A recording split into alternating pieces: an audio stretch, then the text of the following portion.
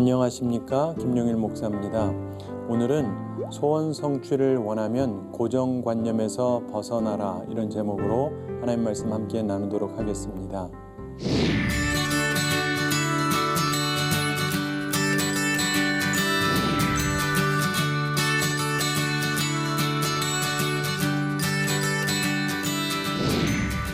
오늘 본문에 나오는 말씀은 요한복음에서만 나오는 이야기입니다. 요한복음이 기록된 이유에 대해서 요한복음 20장 31절에서 이렇게 설명을 하죠. 오직 이것을 기록함은 너희로 예수께서 하나님의 아들 그리스도이심을 믿게 하려 함이요 또 너희로 믿고 그 이름을 힘입어 생명을 얻게 하려 함이라, 이렇게 말씀합니다. 그래서 우리도 예수님을 믿고 생명을 얻게 하려고 이 이야기가 기록됐다는 것을 기억하면서 오늘 말씀을 볼 필요가 있습니다. 자, 오늘 말씀에서 중요한 교훈이 있습니다. 그것은 우리가 우리의 고정관념을 필요하면 버려야 된다는 것을 말씀합니다. 소원 성취를 원하면 고정관념을 벗어나야 되는 것에 대해서 오늘 말씀이 가르쳐 주는데요. 오늘 본문 1절을 보시면 그 후에 유대인의 명절이 되어 예수께서 예루살렘에 올라가시니라, 이렇게 말씀합니다. 예수님께서 명절에 예루살렘에 올라가셨습니다. 성서학자에 따라서 이때를 유월절로 보기도 하고 오순절이라고 보기도 하고 불임절이라고 보기도 합니다. 학자들마다 의견이 일치하지 않지만 어쨌든 중요한 것은 분명히 명절, 다시 말해서 사람들이 굉장히 많이 모이는 시기에 이 사건이 일어났다고 설명을 하고 있습니다. 근데 이게 명절인데 특별히 그 배경 장소를 보면 2절 초반에 예루살렘에 있는 양문 곁에 히브리 말로 베데스다라 하는 못이 있는데 이렇게 말씀하죠. 이 베데스다라고 하는 것은 자비의 집을 의미합니다.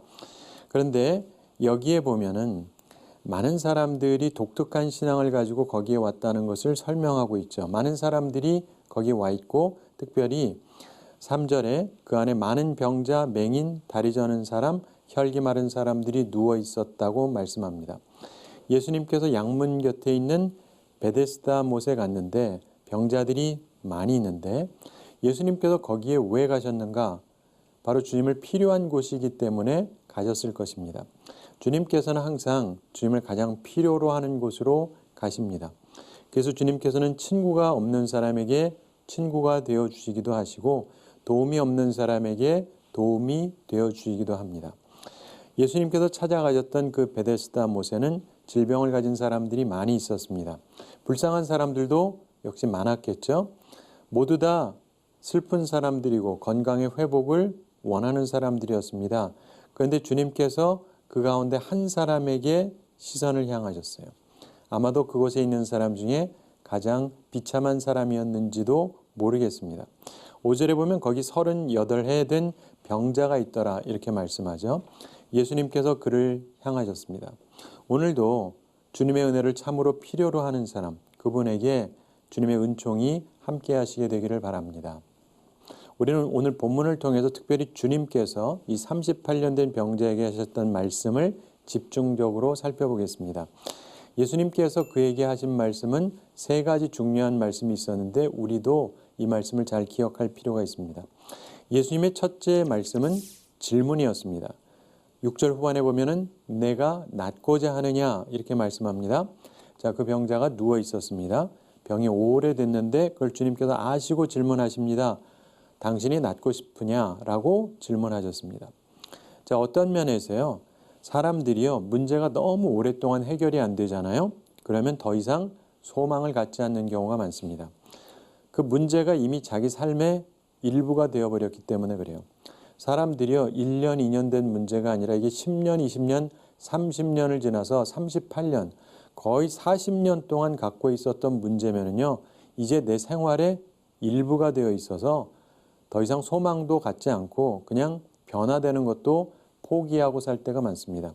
근데 주님께서 찾아오셔서 물으십니다. 내가 낫고자 하느냐?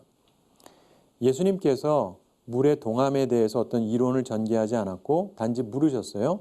내가 낫고자 하느냐? 이것은요, 당신은 변화를 원하느냐? 이 질문입니다. 오늘 주님께서 우리에게도 질문하십니다. 내가 낫고자 하느냐? 내가 변화를 원하느냐?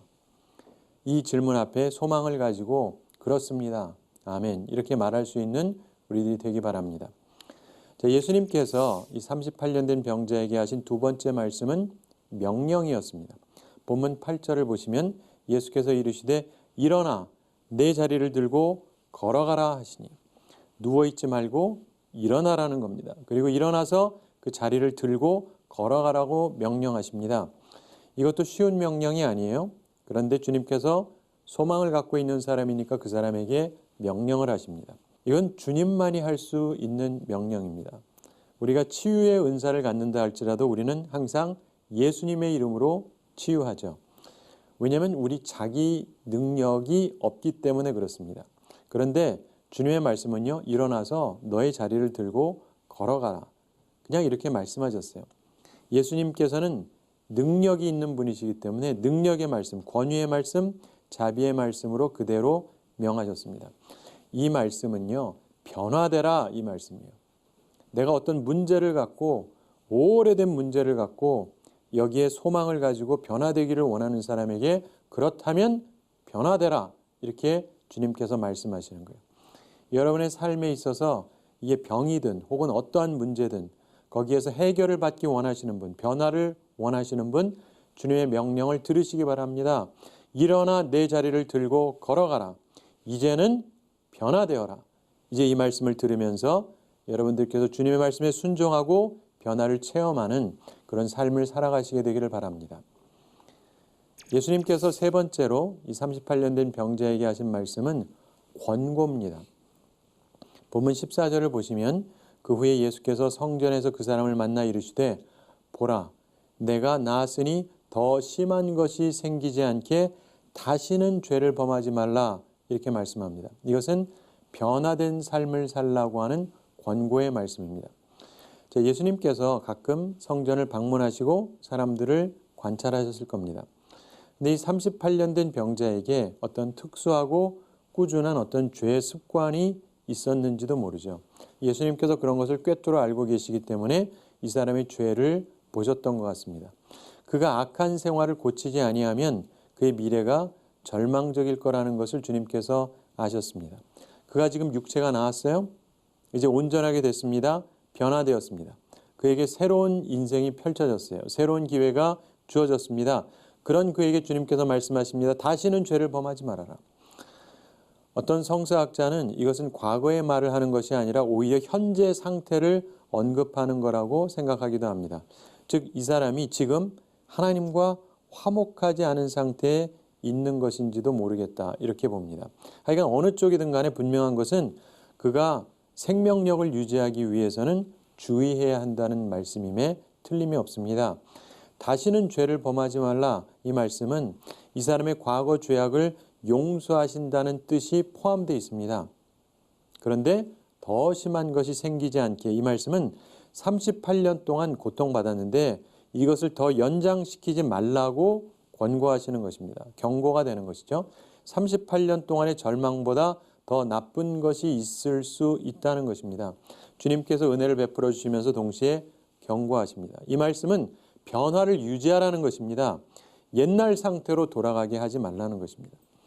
사랑하는 성도 여러분, 주님께서 우리에게 원하시는 것은요, 참된 소망을 주시고 변화를 주시고 변화된 상태, 좋은 상태를 유지하기를 원하신다는 것입니다. 그걸 기억하면서 주님 말씀 따라서 온전하게 살아가시게 되기를 바랍니다. 그런데 오늘 말씀을 보면은요, 특이한 게 있습니다. 요한복음에는 표적이라는 단어가 중요합니다. 이 사인이라고 하는 표적이라는 단어가 중요한데 본문 앞까지는 표적이라는 단어를 통해서 믿는 사람들이 생겨나는 그런 사건들이 언급이 됩니다. 근데 본문에서 이제 순환으로 이어지는 갈등이 시작되는 이야기가 나오는데 믿음 그리고 불신 이게 함께 병행하면서 이야기가 전개됩니다. 그러면서 사람들의 반응이 둘로 나누어지기 시작합니다. 그래서 이 본문의 사건은 표적이라고 하지를 않아요. 이 사건을 보면 은혜 받은 사람하고 은혜 받지 못한 사람이 나옵니다. 동일한 사건을 보면서 은혜를 받는 사람이 있고 시험이 드는 사람이 있다는 것입니다. 그 차이가 뭐냐? 고정관념의 차입니다. 결국 은혜 받은 사람은 고정관념을 버린 사람이고 시험 받은 사람은 고정관념을 버리지 못한 사람이에요. 우리는 이 두 종류의 사람을 잠깐 비교하면서 우리의 모습을 점검해 보기를 바랍니다. 은혜 받지 못하는 사람들을 보면요. 우선 은혜에 대한 소망이 없어요. 바라지를 않습니다. 어떤 좋은 변화 이런 것도 원하지를 않습니다. 여러분 잘 아시는 대로 구약성경 예레미야 17장 21절에 보면 너희는 스스로 삼가서 안식일에 짐을 지고 예루살렘 문으로 들어오지 말며 이런 말씀이 있어요. 근데 거기에서 안식일에 짐을 지고 예루살렘 문으로 들어오지 말라 이 말은 상업이랑 관련된 것입니다. 장사하는 거랑 관련된 것이에요. 이 말씀은 자비로운 행동이랑 관련된 말씀이 아닙니다. 그런데 형식주의자들은 이 율법의 참된 정신은 있고 극단적인 문자주의를 고집합니다. 그래서 이 병자가 나아서 자리를 들고 걸어가는데 그걸 문제 삼은 거예요.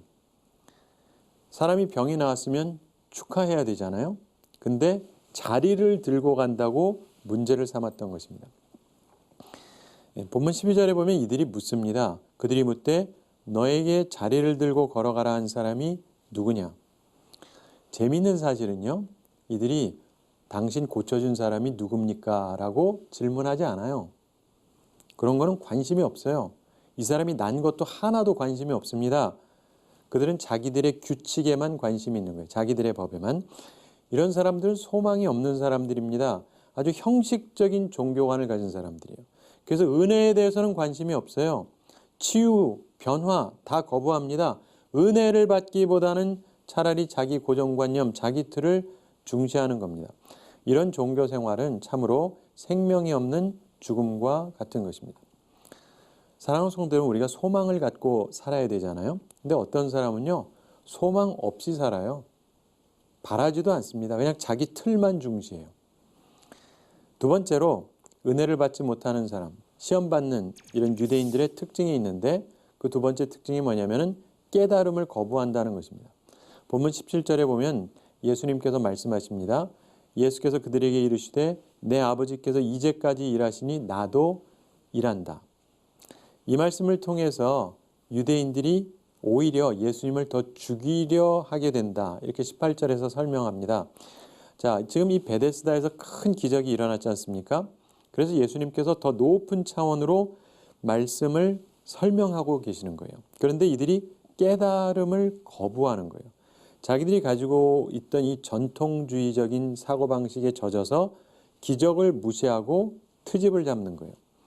이처럼 고정관념 버리지 못하는 사람들 보면은 깨달음도 거부합니다. 이들에게는 깨달음이 없어요. 그래서 이들에게는 종교 생활이라는 게 무미건조한 겁니다. 그리고 생명력이 없고 파괴적이에요. 세 번째로 이 은혜 받지 못하고 시험받은 이 유대인들을 보면 우리가 볼 수 있는 특징이 뭐냐면 권고를 거부한다는 거예요. 본문 이후에 예수님께서 길게 설명하는 내용이 나옵니다. 그러면서 예수님께서 권고하세요. 그러나 유대인들이 그 권고를 거부합니다. 이들은 잘못된 고정관념으로 생명보다 형식주의를 중요시했어요. 그리고 예수님의 권고도 거부하고 결국 자기들의 틀, 자기들의 표준에서 벗어나지를 못합니다. 결국 이들은 하나님의 아들이 그들 앞에 왔지만 생명을 얻지를 못합니다. 그런데 특이한 것은 이 유대 지도자들 때문에 그곳에 있었던 많은 병자들이 예수님께 병을 고쳐달라고 하지 않았습니다. 이거 굉장히 특이한 얘기입니다. 자, 어떤 능력 있는 분이 나타났어요. 그래서 38년 된 병자도 고쳐졌습니다. 그 자리에 있는 수많은 병자들이 그러면 자기도 고쳐달라고 해야 될 것 같은데 고쳐달라고 하는 사람이 아무도 없었어요. 왜요? 그때가 안식일이기 때문에. 안식일에는 그거 하는 게 좋다고 생각하지 않았기 때문에. 그 틀 때문에. 우리 얘기로 하면 무슨 얘기인지 아세요? 주일날 주님 앞에 와서 예배 드릴 때 좋은 일이 생기면 안 된다! 라고 가르치는 거예요. 좋은 거를 구해도 안 되고 이게 말이 됩니까? 얼마나 파괴적인 신앙생활입니까? 하나님 전에 왔고 그들에게 거룩한 날이고 하나님께서 기적을 일으켜 주시면 감사하고 찬양하고 그 은혜를 받으려고 해야 되는데 그 은혜를 받으려는 사람이 한 명도 없었다는 거예요. 그 당시에 그 틀이 얼마나 파괴적이었는지를 설명하는 것입니다. 자, 그렇다면 우리는 은혜를 입는 사람이 돼야 되고 이 38년 된 병자는 은혜를 입었는데 우리는 은혜 받기 위해서 세 가지를 갖춰야 됩니다. 이 사람에게 두 가지가 확실하게 있고 세 번째는 열린 부분이기 때문에 우리가 생각해 보길 원하는데요. 첫째로 소망을 잃지 않는 것이 중요합니다. 우리가 살아가면서 소망을 잃지 않는다는 것. 환경이 아무리 나빠도 소망을 잃지 않는다는 것, 이게 중요해요. 이 병자는 38년 된 병을 가지고 있습니다. 세상적인 시각으로 볼 때 소망이 없는 거죠.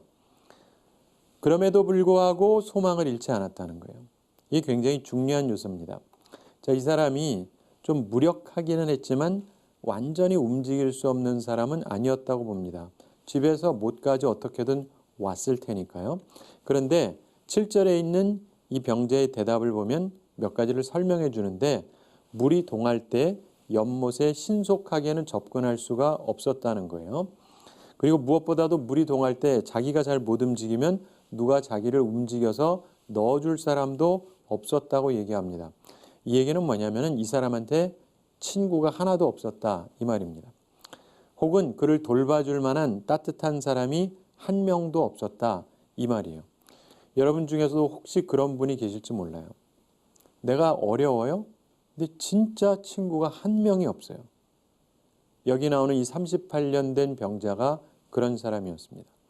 어떤 면에서 이 사람은 예루살렘에 와서 살고 있는 것 같긴 하지만 어쩌면 그쪽을 잘 알지 못하는 사람일 수도 있겠죠. 혹은 한 가지 분명한 것은 이 사람은 절대 부자는 아니었을 거라는 겁니다. 부자라면 누군가 고용해서 나 도와달라고 도움이 둬서 도움을 받을 수 있는데 그러지도 못하는 거예요. 그러니까 이 사람은 친구도 없고 돈도 없고 아무것도 없는 사람이에요. 세상적으로 가망이 없습니다. 친구도 없고 돈도 없고 그럼에도 불구하고 그는 날마다 치유될 것을 소망하면서 그 자리에 나온 거예요. 우리식으로 얘기하면 아무리 노력해도 하나님의 은혜가 임하지 않는데도 그래도 소망을 품고 주님 앞에 나오는 거예요. 그런 사람이었다는 것입니다. 여러분 우리가 은혜를 받으려면요 고정관념을 탈피해야 됩니다. 세상적으로 보면 누가 보더라도 소망이 없다 할지라도 그래도 소망을 잃지 않는 사람, 바로 그런 사람에게 하나님의 은혜가 임합니다. 때가 되면 임하는 것입니다.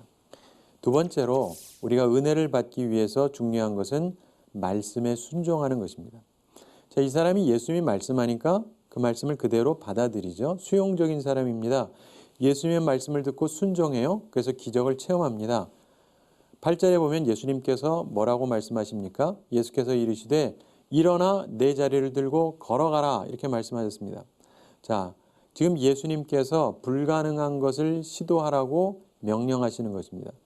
이 사람이 38년 병이 걸린 사람이라면 뭐 적어도 40은 넘었을 확률이 높지 않겠어요? 뭐 50대일 수도 있고. 그런데 예수님은 그 당시 육신의 모습으로 보면 30대 초반의 젊은 사람입니다. 근데 나이 좀 든 사람한테 와서 당신 일어나서 누웠던 자리를 들고 걸어가시오 그럽니다. 여러분이 자리를 들고 간다는 것 자체가 무게가 있잖아요. 그렇기 때문에 이게 쉬운 얘기가 아닙니다. 거의 불가능한 일이겠죠. 그렇다면 여러분 같으면 어떻게 하겠어요? 그 젊은 사람이 별소리 다 하네? 이러는 사람이 있을지도 모르겠습니다. 혹은 이 38년 된 병자가 나는 그거 못합니다 라고 항변할 수도 있어요. 그러나 그러지 않습니다. 그 사람이 예수님 말씀 듣고 순종해요. 말씀을 수용합니다. 그리고 말씀대로 노력을 했어요. 그랬더니 기적이 일어났던 것입니다. 나를 지배하는 어떤 고정관념, 안 된다 이런 자기 틀을 벗어 던지시기 바랍니다. 그리고 말씀에 순종하세요. 말씀 따라서 노력해 보십시오. 그때의 기적이 일어나는 것입니다. 모든 순종은 하나님의 말씀에 순종하면서 기적이 일어났던 것입니다. 병자가 예수님 말씀 따라서 순종한 것은 물론 믿음의 행위죠. 마비된 병자가 하나님의 능력을 받는 방법, 그냥 단순한 믿음으로 움직였던 행위였습니다. 그냥 믿고 믿음으로 움직였어요. 그랬더니 믿음의 순종이 기적을 불러왔습니다. 사랑하는 성도 여러분, 혹시 그것만은 안 된다 이런 거 있으세요? 그런 고정관념 버리기 바랍니다. 내가 이거 오랫동안 해봤는데 이것만은 안 된다. 이런 부정적인 생각을 버리셔야 됩니다. 하나님 말씀 앞에서 내 틀, 내 고정관념 내려놓으세요. 그리고 믿음을 가지세요. 그리고 말씀에 순종하세요. 예수님의 능력의 말씀이 이 병자를 고쳤습니다. 그의 삶에 변화가 일어났어요. 예수님께서 명령형으로 말씀하셨을 때 이 사람은 순종했고 기적이 일어났고 믿음으로 순종해서 기적을 체험했습니다. 바라기는 우리도 믿음으로 순종해서 기적을 체험하는 하나님의 사람들이 다 되기를 바랍니다. 세 번째 중요한 게 있습니다. 은혜를 받은 사람, 고정관념을 탈피하는 사람의 세 번째 중요한 특징, 권고를 듣는 것입니다. 본문 14절을 보시면 그 후에 예수께서 성전에서 그 사람을 만나 이르시되 보라 내가 나았으니 심한 것이 생기지 않게 다시는 죄를 범하지 말라 하시니 이런 말씀을 합니다. 이 이야기는 죄를 범하면 다시 재발할 수도 있다는 뜻이죠. 내가 나았으니 심한 것이 생기지 않게 다시는 죄를 범하지 말라. 권고의 말씀입니다. 죄 짓지 말라는. 예수님께서 하시는 이 권고의 말씀을 이 병자가 들었습니까? 우리는 정확히 알 수 없습니다. 그러나 한 가지 분명한 것은 주님의 권고를 들어야만 이 사람의 치유가 유지된다. 변화가 유지된다는 것을 우리가 알 수 있죠. 어쩌면 이 부분은 일부러 열린 내용으로 우리에게 남겨두신 것 같습니다. 우리 모두에게 열려진 숙제라고 할 수 있어요. 이제 계속해서 주님의 권고를 따라 살 것인가, 주님께서 죄라고 말씀하신 과거의 어떤 틀, 혹은 지금도 가지고 있는 그 어떤 틀, 이것을 탈피하고 주님의 권고를 따라서 살아갈 것이냐, 이게 우리의 숙제라는 것입니다. 자, 이 38년 된 병자 두 가지 고정관념을 극복했습니다. 그는 베데스다 연못의 틀을 극복했어요. 그것만이 병을 낫게 하는 것이다 라고 하는 고정관념을 극복하고 예수님 말씀에 순응했습니다. 또한 그는 인간이 만든 법의 틀을 극복을 했습니다. 안식일에 관해서 당시 사람들이 만든 틀, 이거를 극복하고 주님의 말씀대로 일어나서 자리를 들고 걸어갔습니다. 이제 그에게 남은 한 가지 과제가 있는데 그것은 자기 자신의 틀을 깨는 거예요. 그가 가지고 있던 어떤 죄, 그가 놓지 못했던 어떤 틀, 이제 그것을 과감히 깨야 하는 것입니다. 사랑하는 성도 여러분, 주님께서 내게 요구하시는 권고 앞에 우리는 우리의 틀을 깨고 순복해야 됩니다. 그래야 참 생명을 유지할 수 있기 때문에 그렇습니다. 바라기는 고정관념 탈피하시고 하나님의 은혜를 입을 수 있는 그런 우리 모두가 되기를 바랍니다. 자, 말씀의 결론을 맺겠습니다. 은혜의 주님께서 오셨습니다. 그래서 예수님께서 은혜를 베풀러 오셨고, 그럼에도 불구하고 은혜를 받지 못한 사람들이 꽤 많았다고 오늘 본문에서 또 말씀하고 있습니다. 그리고 그 치유의 사건, 이 기적의 사건, 은혜의 사건이 오히려 시험거리라고 생각한 사람도 있었다는 거예요. 이들은 자기 고정관념을 버리지 못하는 사람들이었습니다. 그래서 믿을 만한 기적을 보고도 믿는 것이 아니라 오히려 시험에 드는 사람이었다는 거예요. 그리고 많은 사람들이 그 가르침을 따르고 있었기 때문에 은혜를 입지 못했다는 것입니다. 단지 오늘 본문에 보면 딱 한 사람만이 은혜를 입었습니다. 고정관념을 탈피하고 말씀에 순종한 사람이었습니다. 우리도 그런 사람이 되기를 바랍니다. 그래야 소원 성취가 가능하기 때문에 그렇습니다. 사랑하는 성도 여러분, 내 소원, 아직도 성취되지 않은 소원, 오랫동안 이루어지지 않았던 꿈, 근데 사실은요, 내가 변해야 성취될 수 있는 것입니다. 따라서 내 고정관념을 버려야 돼요. 그래야 은혜가 임하는 것입니다. 사랑하는 성도 여러분, 우리는 주님의 제자로 살아가야 됩니다. 주님의 제자는요, 자기를 부인하는 게 기본이에요.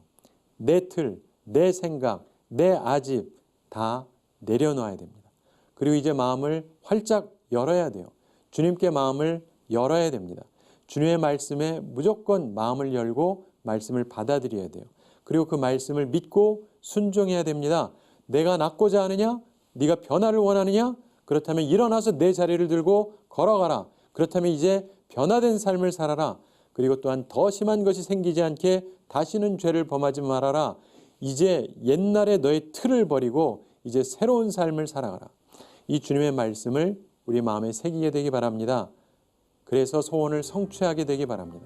그리고 그것을 유지하는 우리들이 되기 바랍니다.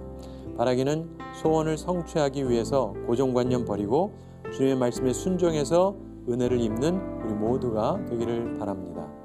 우리 한 주 동안 지내면서도 소원 성취를 원한다면 고정관념을 벗어나라. 이 말씀을 기억하면서 하나님 안에서 온전하고 복된 삶을 살아가는 우리 모두가 되기를 바랍니다. 감사합니다.